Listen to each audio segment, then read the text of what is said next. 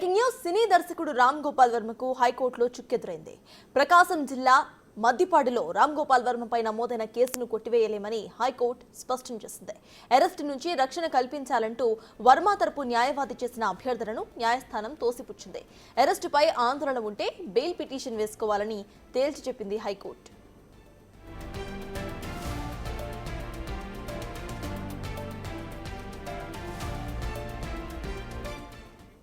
అయితే ఈ కేసులో విచారణకు హాజరయ్యేందుకు మరికొంత సమయాన్ని ఇచ్చేలా పోలీసులను ఆదేశించాలని వర్మ తరపు న్యాయవాది హైకోర్టును అభ్యర్థించారు.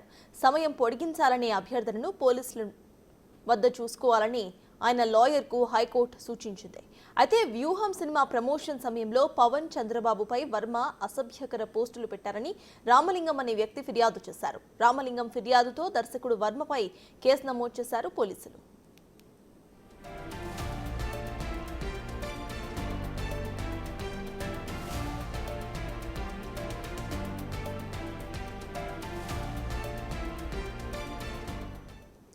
అరెస్టు నుంచి తనను రక్షణ కల్పించాలంటూ వర్మ వేసిన పిటిషన్ను ఇటు కోర్టు కొట్టివేసింది. బెయిల్ను పిటిషన్ వేసుకోవాలంటూ కూడా కోర్టు చెప్పింది. ఇదే అంశంపై పూర్తి డీటెయిల్స్ ను మా ప్రతినిధి శివ అందిస్తారు. శివ, చెప్పండి, బెయిల్ పిటిషన్ వేసుకోండి, అంతేకాని కేసును కొట్టివేయాలి అనో లేకపోతే అరెస్ట్ చేయవద్దు అంటూ ఇట్లా పిటిషన్స్ వేయడం సరికాదు అంటూ కోర్టు చెప్పటాన్ని మనం అసలు ఎలా చూడాలంటారు? ఇక వర్మ లాయర్స్ నెక్స్ట్ ఏం చేయబోతున్నారు అనుకోవచ్చు? చూసుకుంటే సోషల్ మీడియా వ్యవహార శైలిలో వాస్తవానికంటే న్యాయ పరిధుల అంశాలు మనం డిస్కస్ చేయకూడదు, కానీ పోలీస్ శాఖ ప్రభుత్వం ఏ స్థాయిలో సీరియస్ గా ఉందో దానికంటే కూడా ఎక్కువ స్థాయిలో హైకోర్టు కూడా సీరియస్ గా ఉన్న అట్లు కూడా స్పష్టంగా అర్థమవుతుంది. ఎందుకంటే ఇటీవల రెండు కేసుల్లో హైకోర్టు చాలా తీవ్ర స్థాయిలో ఆగ్రహం వ్యక్తం చేసింది, అసంతృప్తి వ్యక్తం చేసింది, చాలా కఠినంగా ఉండాలని చెప్పి కూడా పోలీసులకు డైరెక్ట్ ఇచ్చింది. తాజాగా సోషల్ మీడియాలో ఇష్టానుసారంగా పోస్టులు పెట్టిన అంశానికి సంబంధించి కూడా ప్రకాశం జిల్లా మద్దిపాడు పోలీసులు ఆయనకు నోటీస్ ఇచ్చారు. ఆ కేసుని కొట్టివేయాలంటూ కూడా హైకోర్టులో వర్మ తరపు న్యాయవాది పిటిషన్ దాఖలు చేశారు. దీనిపై హైకోర్టు తీవ్ర స్థాయిలో ఆగ్రహం కూడా వ్యక్తం చేసింది. ఏదైతే ఫిర్యాదుదారులకు నోటీసులు జారీ చేయాలని చెప్పి ఆదేశాలు జారీ చేసింది, అలాగే అరెస్టు నుంచి రక్షణ కల్పించాలంటూ వ్యాఖ్యానించడాన్ని ఇది సరైన విధానం కాదు, దీంట్లో తాము ఏ రకంగా జోక్యం చేసుకోలేము అని చెప్పి కూడా హైకోర్టు స్పష్టంగా కూడా ప్రకటన చేసింది. అలాగే వర్మ తరపు న్యాయవాది ఈ కేసుకు సంబంధించి విచారణకి రేపు రమ్మని మద్దిపాడు పోలీసులు నోటీసులు జారీ చేశారు.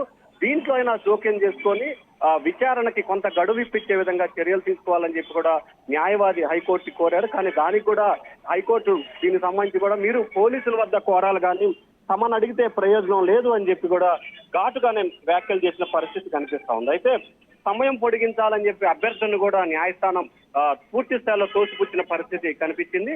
సో ఈ నేపథ్యంలోనే ఇంకా వర్మ తరపు న్యాయవాది ముందు రెండు ఆప్షన్స్ ఉన్నాయి. ఆప్షన్ 1, ఏదైతే మద్దిపాడు SHO అంటే స్టేషన్ హౌస్ అధికారికి వర్మ ఒక లేఖ రాయాలి, తనకి అనారోగ్య కారణం కానీ లేకపోతే ఇతర కారణాలు చూపించి తనకి గడువు కావాలి అని చెప్పి ఒక లేఖ రాయాలి. ఆ లేఖ పట్ల పోలీసులు గడువు పొడిగిస్తారా లేదా అనేది కూడా $1 మిలియన్ ప్రశ్నగా మిగిలింది.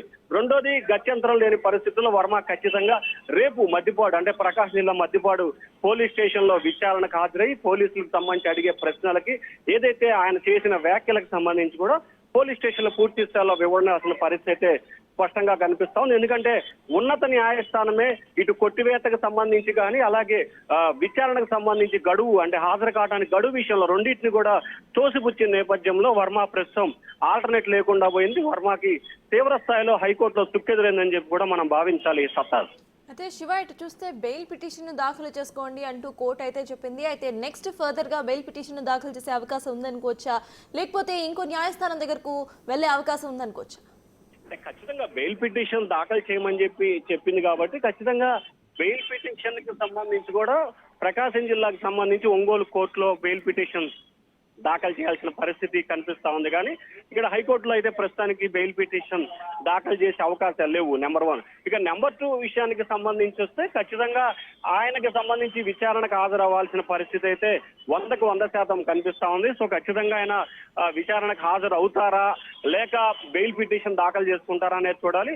ఇక మీరు అన్నట్లుగా పై న్యాయస్థానానికి వెళ్ళడానికి ఆప్షన్స్ లో ఇంకా ఉన్న ఏకైక ఆప్షన్ సుప్రీంకోర్టుకు వెళ్ళాలి. సో సుప్రీంకోర్టు వెళ్ళడానికి కూడా రేపే విచారణకు రమ్మన్న నేపథ్యంలో కూడా ఎటువంటి అవకాశం లేని నేపథ్యం కనిపిస్తా ఉంది. కాబట్టి ఖచ్చితంగా ఆయన విచారణకు వెళ్ళటమా లేకపోతే పోలీసులకి లేఖ రాయటమా, ఈ రెండు ఆప్షన్సే ప్రస్తుతం సినీ దర్శకుడు వర్మ ముందు ఆప్షన్స్ ఉన్నాయిగా భావించాలి. సత్తాసు మనం అయితే శివ, ప్రెసెంట్ వర్మపై ఆయన చేసిన ఆ కమెంట్స్ కి సంబంధించి కేసు అయితే వచ్చింది. అయితే ఆయన విజువల్స్ మనం చూస్తున్నాము. పోలీస్ కేసు ఎఫ్ఐఆర్ తీసుకున్నప్పుడు కానివ్వండి, లేకపోతే నోటీసులు తీసుకున్నప్పుడు he's very normal. Present bail కోసం ట్రై చేయడం, దీన్ని అంటే అసలు రామ్ గోపాల్ వర్మ బయటకు వచ్చి మాట్లాడలేదు. అసలు దీన్ని ఎలా చూడాలంటారు? జనరలీ ఆయన ఏం జరిగినా కూడా ప్రెస్ మీట్స్ పెట్టి హడావిడి చేస్తూ ఉంటారు. ప్రెసెంట్ అయితే ఆయన చాలా సైలెంట్ గా ఉన్నారు. ఎలా చూడాలి?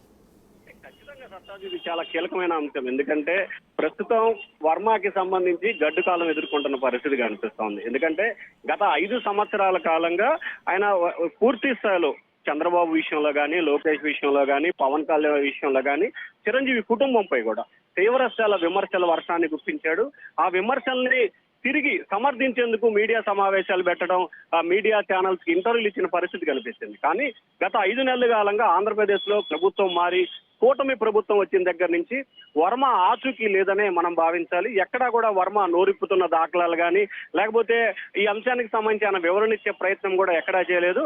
కేవలం ఆయన న్యాయవాదుల ద్వారా మాత్రమే హైకోర్టులో పిటిషన్ దాఖలు చేసుకున్నారు. సో ఆయన సంబంధించిన అంశానికి సంబంధించి తాను ఏ రకంగా వ్యవహరించలేను, న్యాయవాదులే దీంట్లో పూర్తి స్థాయిలో ఎంట్రీ అవుతారనేది వర్మ ఇండైరెక్ట్ గా చెప్తున్న అంశంగా భావించాలి.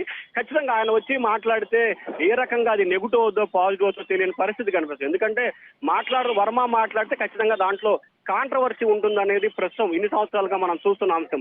సో ఈ నేపథ్యంలోనే దాన్ని దృష్టిలో పెట్టుకునైనా కావచ్చు, లేకపోతే ప్రస్తుతం ప్రభుత్వం మారిన నేపథ్యంలో తెలుగుదేశం పార్టీ నేతలు కానీ, లేకపోతే జన సైనికులు కానీ, చిరంజీవి అభిమానులు కానీ వర్మపై మూకుమ్మడిగా ఇంకో రకంగా దాడి ప్రయత్నం కానీ, లేకపోతే అడ్డుకునే ప్రయత్నం లాంటి చేసే అవకాశాలు చాలా ఎక్కువగా ఉన్న నేపథ్యంలోనే ఆయనకి బయటకు రాకుండా ఉంటున్నారని చెప్పి కూడా భావించాల్సి వస్తుంది. Right, thank you Shiva.